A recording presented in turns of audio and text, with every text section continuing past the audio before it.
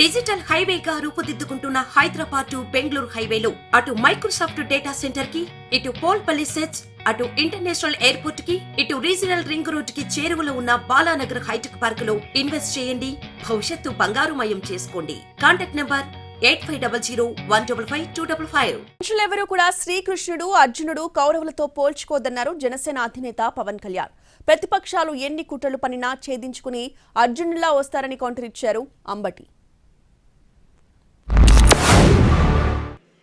జగన్ అర్జునుడిగా పోల్చుకోవడం చాలా హాస్యాస్పదంగా ఉంటుంది. నాకు సొంత చెల్లెల్ని షర్మిల గారిని అత్యంత నీచంగా మాట్లాడుతూ ఉంటే ఎంకరేజ్ చేసే వ్యక్తి అతను అర్జునుడితో పోల్చుకుంటున్నాడు.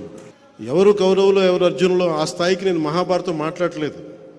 ఇది కలియుగం. ఇది కలియుగం మొదటి పాదం రెండో పాదం నాకు తెలియదు. కానీ మనం ఎవరం కూడా శ్రీకృష్ణుడితోటి అర్జునుడితోటి కౌరవులతోటి పోల్చుకోవద్దు.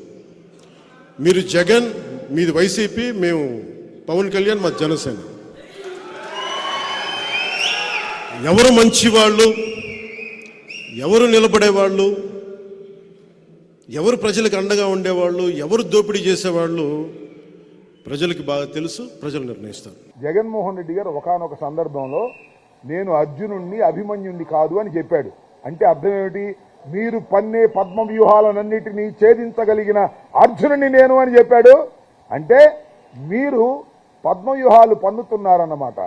దుష్ట చతుష్టయం పన్నేటటువంటి పద్మ వ్యూహాలన్నిటినీ ఛేదించుకుని రాగలిగిన వీరుడు అర్జునుడు జగన్మోహన్ రెడ్డి.